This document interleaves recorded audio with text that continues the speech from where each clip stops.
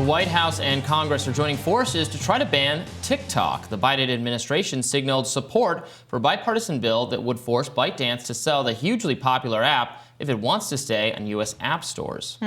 Lawmakers have tried banning the app in the past, but this marks the first time the Biden White House is giving that plan its blessing.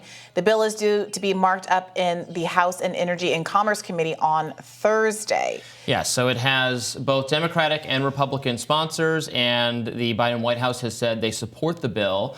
Remember the history of this whole trying to ban TikTok thing. Trump tried to do it via executive order.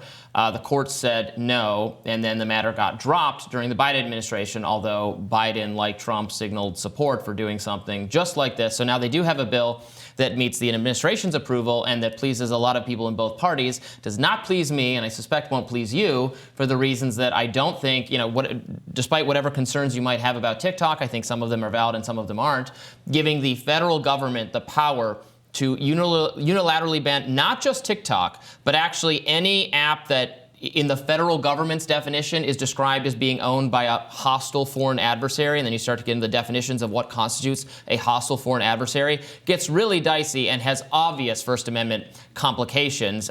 This is saying that a U.S. company, Apple, the App Store, they want to let you have TikTok. Americans want to consume content on TikTok, and TikTok wants to offer that service. That's all speech-related stuff. This is a bill that would say the federal government gets to come in and say, no, you can't do that because this is a foreign adversary. Will they then say that about make the same claims about Facebook because they say it has Russian malfeasance on it, all those kinds of things? I think this is very dodgy. Yeah, I'm sorry. Help me understand how ByteDance is a Chinese company. Is it just a company based in China? Is the argument that it's because the language that's being used is that it is almost like a nationally owned company. It's like Right. It is China. It is one with the Chinese government. Chair of the House Representative Select China Committee, Mike Gallagher, says, "This is my message to TikTok. Break up with the Chinese Communist Party or user access to American users." Yeah. What is the basis of that allegation? Is distinct from, is not a state-run company. It is distinct from the Chinese Communist Party. Now, does the Chinese government exert influence over ByteDance? I very much presume that's the case. Does the American government exert influence over Facebook, TikTok? Exactly. So before we start, we need to put our own house. No, exactly. You're so right. We need to put our own house in order. We have talked about on the show ad nauseum about this. We brought on people like Matt Taibbi and Michael Schellenberger and Lee Fang to talk about it, all the great work they've done exposing the FBI and the CDC and so many other, the Biden White House, for putting pressure on social media companies, Facebook, Twitter, et cetera, to censor content. Our government does this, and that we can stop because it violates the First Amendment, and there's a court case right now that's hopefully going to be the death knell for some of this activity, the Missouri v. Biden case. But the point being, there's a lot we could do to stop censorship, to make it so that our government doesn't engage in these things before we start going and pointing fingers at other governments, which is not to make any excuses for China's government, which is repressive and does not allow this same version of TikTok in China. It's much more controlled what kind of access to information you can get on Google. That's the case in China as well. Right, but to the extent that we're criticizing China for infringing upon their own citizens' ability to access whatever social media that they want to, we're doing the exact same thing. Because what this is, it's not actually like impacting the company per se. What it's saying is that the American providers can no longer host TikTok in their apps. This is really it's a plain First Amendment violation for companies like Apple that host these kinds of apps and allow you to buy them in their app store so that you're more likely to want to buy their products and use their phones. Yeah. I think it obviously violates the First Amendment. It's punishing American companies. I just want to be really clear about that. It's punishing American consumers as well. It's just publishing Americans who want to see this content. If they don't want to see this content, they don't have to.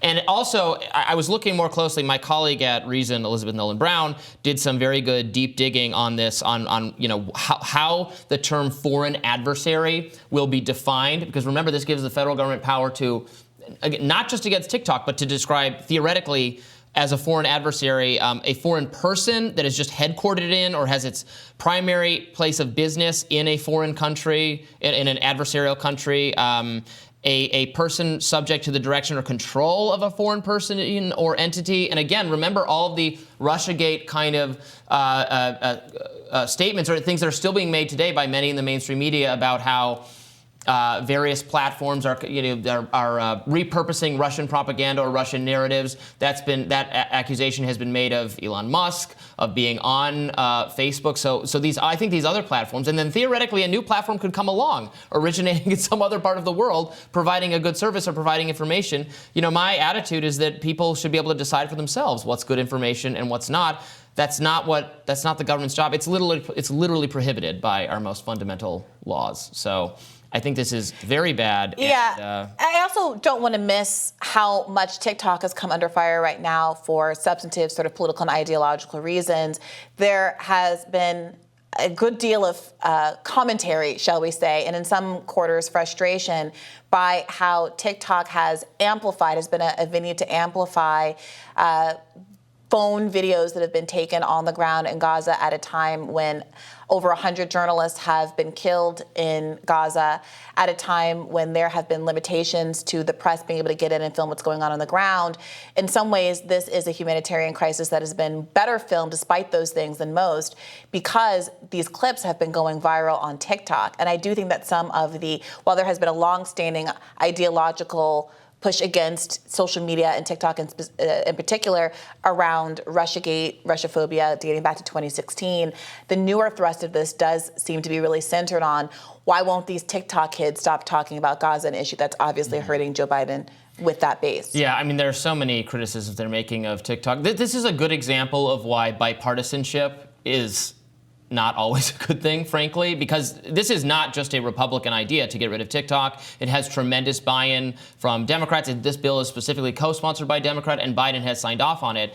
Everyone from Donald Trump to Elizabeth Warren to Amy Klobuchar to Ted Cruz to Josh Hawley, like the big names in politics in both parties are all broadly supportive, in theory at least, of not just this bill, but other bills that give them and the federal government more control over social media, which to my mind is the exact opposite response to the problems that have been uncovered in recent months and years about the vast amount of censorship, which is a result of the federal government being too involved. Yeah. We don't want more of this. We don't want a panel of senators deciding whether content is politically neutral enough or originates from a non-adversarial foreign. This is an utter recipe for disaster. And I would urge partisans on both sides to imagine this power in the hands of the people you hate on the other party. And that is exactly what's happening. There was a piece in Vox last December that I just remembered and pulled up,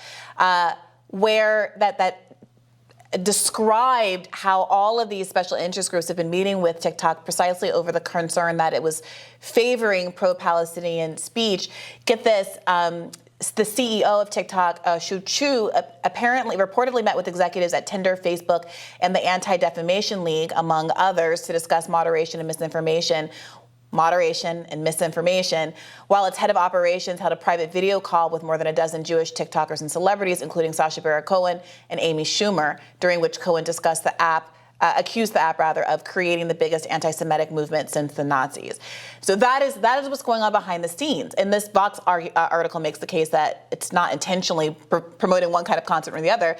There is an ideological preference that has emerged among a lot of different constituency groups, including young people, including a lot of black voters, and obviously a lot of Arab and Muslim American voters, in response to what they are seeing. And there's not an accusation here that the clips are edited or incorrect or anything of the like, but the kind of visceral reaction that people are having seems to be organic, and there's an active interest in making sure that those kinds of images apparently aren't circulating as widely as they're doing right now. We'll have more Rising right after this.